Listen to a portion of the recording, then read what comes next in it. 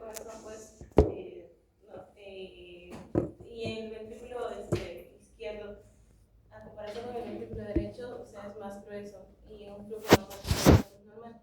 Pero en el caso de la hipertensión, hay un aumento de la presión sanguínea también, entonces eso genera que el corazón trabaje más en el ventrículo izquierdo, se genere hipertrofia. ¿El nombre cuál es? Hipertrofia. Hipertrofia del ventrículo, entonces el flujo, o sea, ese flujo que pasa más rápido y la disminución del ventrículo genera ese sonido que se produce en la diástole. Por eso ese sonido que se produce está, sí está el concepto, sí se entiende, ¿no? Que se engrosa, hipertrofia el ventrículo izquierdo, pero el sonido más que todo lo va a generar ¿quién? ¿Dónde se genera ese cuarto ruido?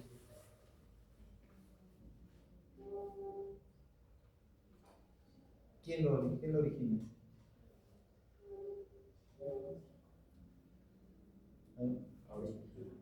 La aurícula, ¿por qué?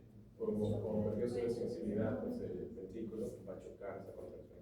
Y eso se le conoce como El galope también, ¿no? Claro, básicamente recuerden que está duro, o sea, que está duro, ahí está la sangre, a las justas entra, eso se llama difusión diastólica, o sea, no entra mucha sangre, y la aurícula, ¿qué le queda? Hace mucho más fuerza, galopea, o sea, un golpe, para poder meterlo todo lo que pueda de sangre, porque no se puede quedar con sangre en la aurícula, tiene que pasar al ventrículo. Y ese sonido es el sonido de galope, ¿no? Cuerpo, ya, ahí más o menos hay que ir mejorando la respuesta. Vamos con la siguiente pregunta. La siguiente pregunta le toca a Mamani Wesenberg, ahí nomás no se muevan, ya, le toca la pregunta número 4. Y la pregunta número 4 básicamente tiene que ver con qué órgano está mostrando daño, o sea, explícanos, ¿no? En la parte de la oftalmoscopía, ¿no? ¿Por qué se está dañando? ¿Qué daño se está presentando? ¿Y por qué?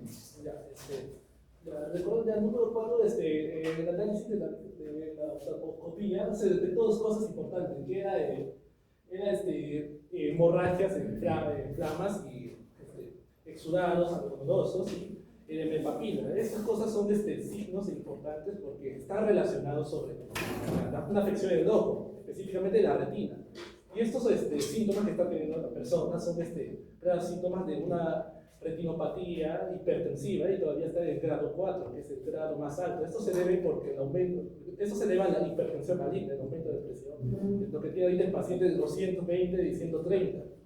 Realmente ya está a un paso de llegar a la ceguera, ¿sí? Es lo que se puede ver, una retinopatía hipertensiva nivel 4, el grado 4. Ok, muy bien. Vamos con Flores, que toca básicamente la pregunta número 1, que nos tiene que definir qué es una hipertensión maligna. ¿Cómo lo definimos? Vamos a tomar los conceptos que ha dicho nuestras compañeras.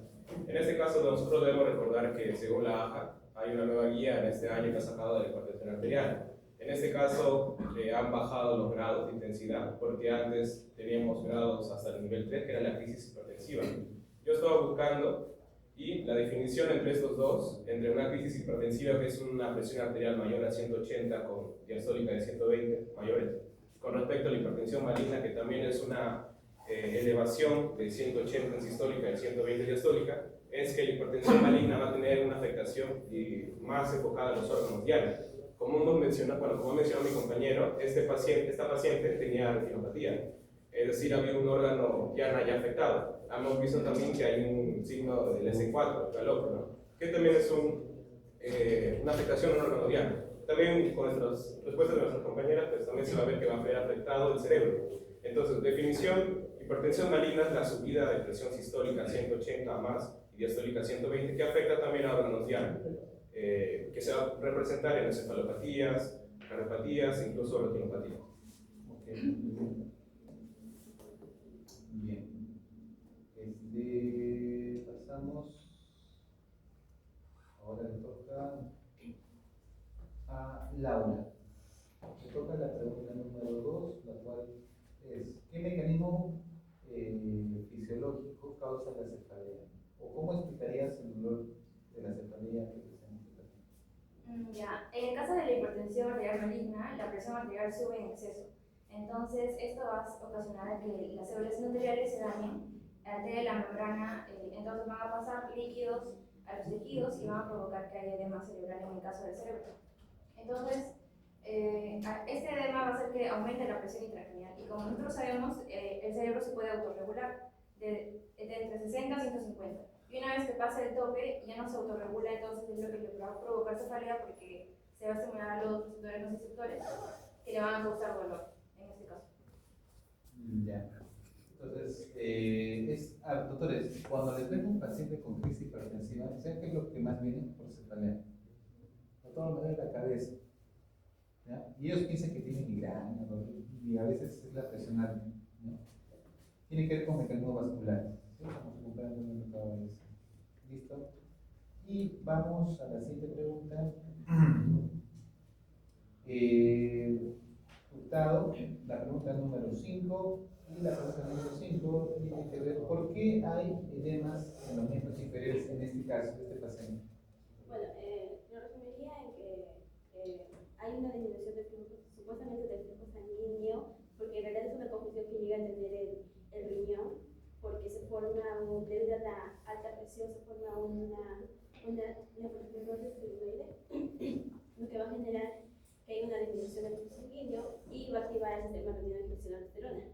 Y también va a haber una disminución de la presión oncótica del plasma, lo que va a generar que el líquido salga al intersticio, causando edemas de miembros inferiores. Esto también teniendo involucrado la gravedad, lo que va a generar que sean miembros inferiores.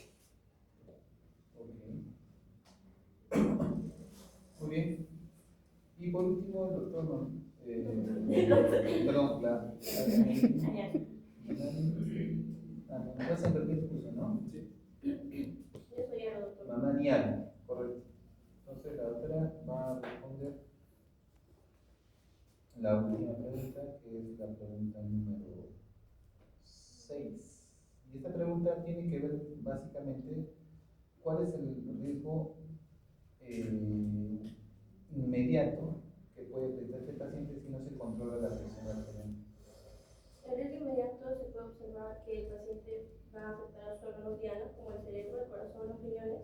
Y para ponerles un ejemplo, en el cerebro puede haber unas encefalopatías hipertensivas o accidentes cerebrovasculares. Ya. El paciente puede llegar a tener cólicos. ¿Qué más? Eso en el cerebro. ¿Corazón? Puede llegar a sufrir también paro, Ya. ¿Y antes del paro qué puede presentar? infarto. Infarto. Okay. Y así en cada órgano. Si fuese el riñón, ¿qué le causa? ¿Cuál sería su daño inmediato? En el riñón podría tener una, como se mencionó antes en la próxima, una nefrosis. O sea, el riñón va a estar sufriendo, puede llegar a incluso a nefrosis porque está recibiendo poco flujo sanguíneo. Ok. Muy bien. Vamos al siguiente sorteo. ¿Ya? Vamos a las preguntas.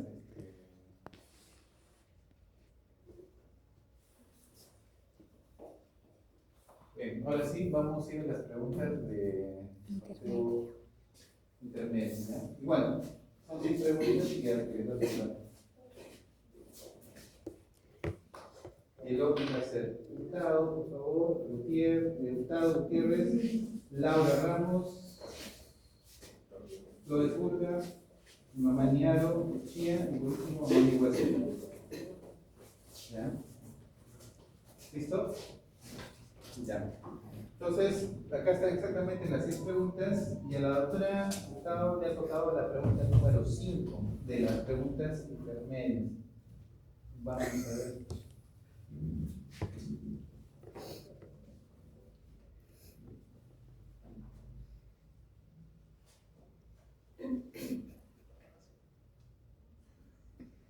A ver, una pregunta de razonamiento.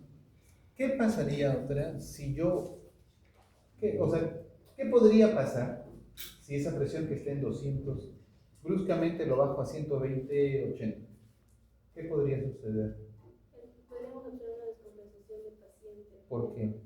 Porque, como había mencionado mi compañero, el corazón está trabajando de manera muy brusca.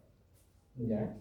Y eso, bajarlo de una manera así inmediata, se puede decir, va a empezar la función del corazón.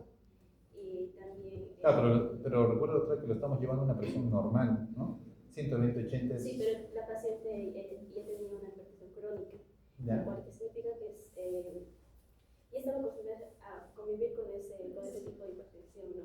Y bajarlo a una presión normal va a ser un poco fuerte, o sea, va a generar descompensaciones. ¿Y a nivel cerebro qué podría pasar?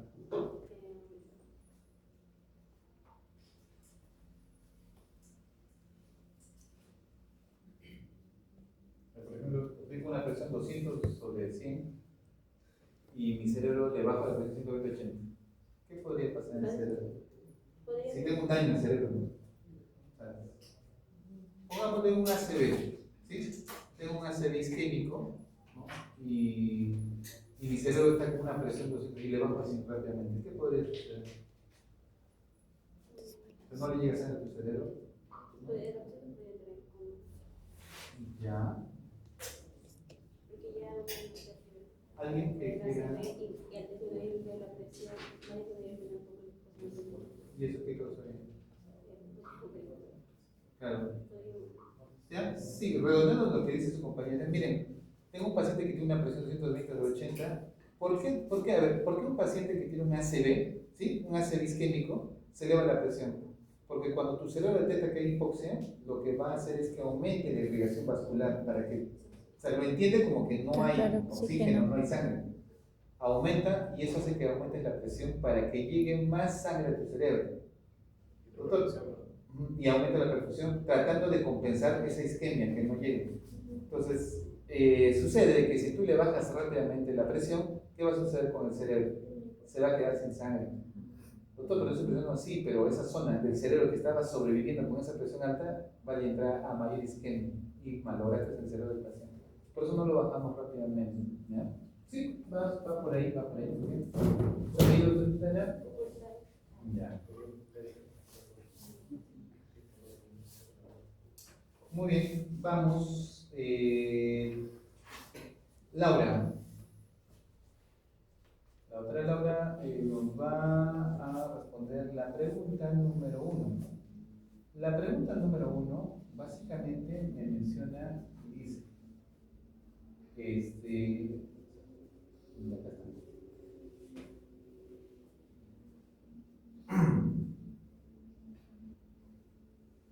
¿Cómo explica usted la proteinuria que presenta este paciente en función a esta emergencia o esta crisis hipertensiva maligna? ¿Cómo explicaría usted la presencia de proteinuria? Como hay una presión arterial excesiva, se daña el endotelio, entonces se va a alterar la permeabilidad del endotelio y va a hacer que pasen las proteínas y se pierda todo eso. Incluso como se va a dañar el riñón, va a disminuir la tasa de filtración glomerular y va a aumentar la creatinina también. ¿Cómo se daña el endotelio?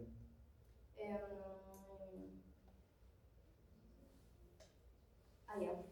Se expone, si no me equivoco, aumenta la secreción de fibrina y eso hace que se necrose la parte de los glomérulos, las arterias, y hace como que se haga es como un signo de piel de cebolla porque se hace cada vez más chiquitito. Entonces eso hace que se dañe y aumenta la permeabilidad y pasa todo por el líquido.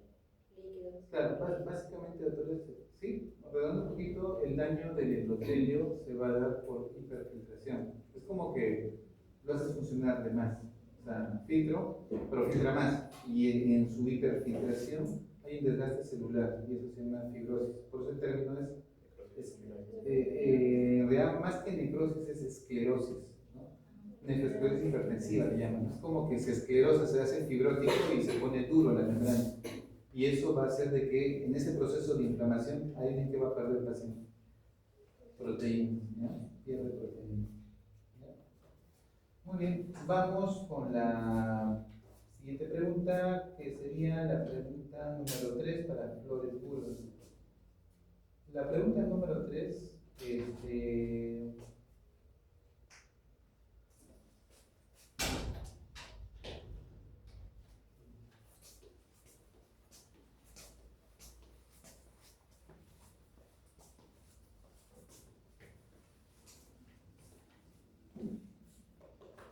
Bien. Dentro de las preguntas, básicamente, ¿qué papel juega el óxido nítrico en este cuadro? Si no me equivoco, es un vasodilatado. Entonces, el vasodilatar, bueno, como es nuestro vasodilatador del cuerpo, al querer nuestras presiones altas, pues este óxido nítrico se va a liberar para tratar de compensar esta parte. Y como nuestro cuerpo está cubierto básicamente de todo el endotelio, pues va a facilitar a que esta liberación pues actúe a nivel del cuerpo y como que trata de compensar o tratar esta hipertensión y así. Y ahora, ¿qué es lo que pasa con la maligna? Como mencioné, esto afecta pues a los órganos diana. Como afecta a los órganos diana, pues ese efecto crónico ya. Claro, o sea, pero básicamente la pregunta, doctor, va, mejor dicho, ¿por qué crees? O sea, se supone que el óxido nítrico es el vasodilatador, ¿sí? ¿Estamos de acuerdo? Y tengo una crisis hipertensiva, y la mejor manera de controlar una crisis hipertensiva es la resistencia vascular periférica. Es lo mejor, dilaten. Entonces el óxido nítrico te va a querer ayudar, pero ¿por qué no te ayuda? O sea, ¿por qué, no? Si todo el endotelio debería funcionar, ¿por qué se afecta el óxido nítrico o qué sucede ahí? A ver, más o menos, ¿qué podría pasar? Va por los razonamientos, pero en este caso es como que no hace nada, ¿no? O sea, no ayuda, no le ayuda a bajar la presión, por eso se llama hipertensión maligna, o sea, nada, ¿no? Y para ayudarte, baja la oxigenación. ¿Por qué bajaría? Y eso viene con quién lo produce. Sí, te tocó dar un poquito más. Pero Por el daño endotelial. ¿Ah? Porque la hipertensión está causando un daño endotelial y por esa disminución de la producción del óxido nítrico. Ya, correcto. Sí, es correcto. El término es una endotelitis o inflamación del endotelio, ¿no? Y lamentablemente el endotelio ya no produce la misma cantidad de oxígeno nítrico. Sí, ese es el problema de las emergencias hipertensivas. Por eso es que es bien difícil controlarlo. ¿Ya? Es bien difícil controlarlo. ¿Ya? Muy bien. ¿Ha pedido otra? Mamá, Ya.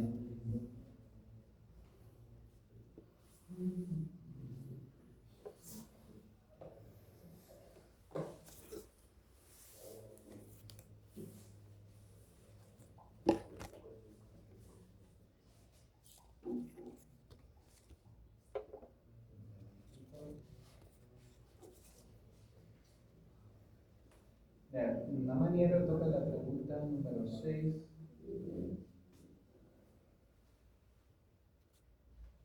La pregunta número 6 es: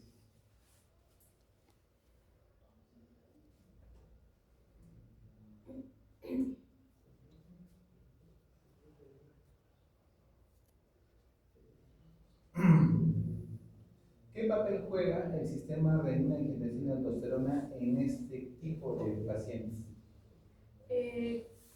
Está jugando un papel como de ciclo vicioso, puesto que aumenta aún más la hipertensión, o sea, la empeora, porque a causa de que se está produciendo esa nefroesclerosis en el riñón. ¿Ya? ¿Qué es lo que va a suceder? Que como el riñón está detectando que recibe poco flujo, activa este sistema para que la aldosterona pues se reabsorba más sodio y agua y pues, aumente la bulimia y también aumente todo lo que es la carga al corazón y la hipertensión, ¿no? Entonces empeora lo que ya tenía la paciente. Ok, muy bien.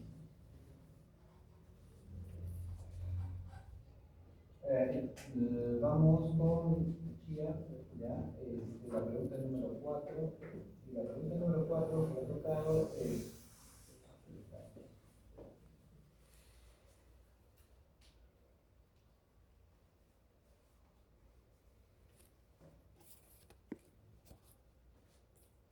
¿qué diferencia hay entre una hipertensión severa y una hipertensión maligna?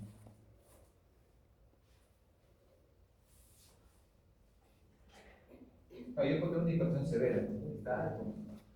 ¿Y qué diferencia habría entre una hipertensión maligna? Ambos tienen presión alta.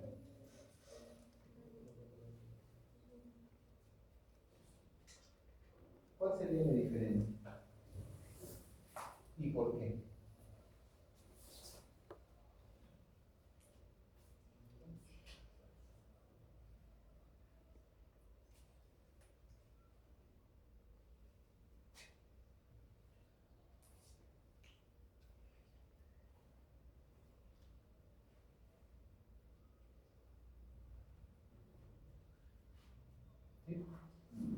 Pasamos entonces con el doctor Mamani Wassenberg, la misma pregunta. Diferencia entre seguro y maligna, no, pero la maligna no, o sea, no se clasifica como un nivel más de hipertensión arterial. En este caso, como el paciente dice que tuvo dolor de cabeza, encefalea, en el cual quiere decir que en esos 3 días aumentó su presión enormemente, y por eso que dice hipertensión maligna, aumenta súbitamente la presión. O sea, la persona tiene ya hipertensión crónica, la presión ya está elevada, no sé por qué estalló, pero se elevó demasiado, demasiado para llegar hasta 200, 220 sobre 130. Recordemos que la hipertensión, la crisis hipertensiva es de 180 a 120, o sea, la persona subió enormemente su presión, por eso que se dice hipertensión maligna. En cambio, la hipertensión severa o hipertensión alta sería ya a nivel clasificado como hipertensión estadio 1, estadio 2 o crisis hipertensiva. Ya, pero, o sea, ¿cuál sería entonces la diferencia? ¿Sí? O sea, ¿cómo diferencio? Esta es una hipertensión severa y la otra es una hipertensión maligna. En resumen, La severa sería ya una hipertensión ya crónica, que va avanzando por niveles. Sin embargo, la maligna aumenta enormemente en poco tiempo. ya, sí, la hipertensión normalmente maligna es aguda. Ajá, Ya. Obviamente, por eso que Ya. Pero, y daño, eso sí genera daño. Como vemos, la persona que está generando mientras no les den pase, no pueden responder los otros. No es válido. Ya, pero ya, doctor. Yo les tengo que dar el pase para que puedan responder. Ya, listo. Vamos con la pregunta avanzada. Es para todos. ¿Ya?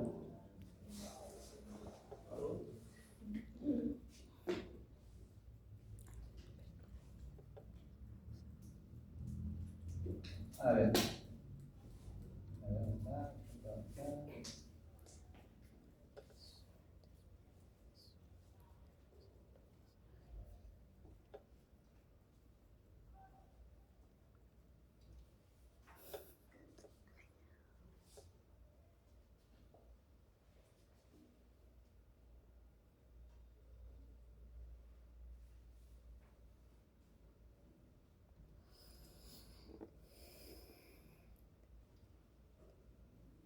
Expliquen el mecanismo por el cual un paciente con hipertermia maligna, hipertensión maligna puede generar convulsión. A ver, como tiene hipertensión maligna, lo que hace el cuerpo para regular la presión es vasodilatación. Al hacer esto vasodilatación a nivel cerebral, esto genera que aumente, como vemos la persona tiene dolor, pero esto genera que al hacer vasodilatación se dañe el endotelio, también la barrera hematocefálica. Esto podría generar que líquido en la sangre pase adentro, salga del lugar y puede generar edema cerebral, que esto aumentaría la presión intracraneal y por otro lado generaría convulsiones, coma y posiblemente la muerte. ¿Ya alguien más quiere contar algo? ¿Por qué convulsiona una persona? Sí, he visto pacientes que han convulsionado varias veces. Le bajan la presión y dejan de convulsionar. ¿Ya? ¿Están de acuerdo con su compañero?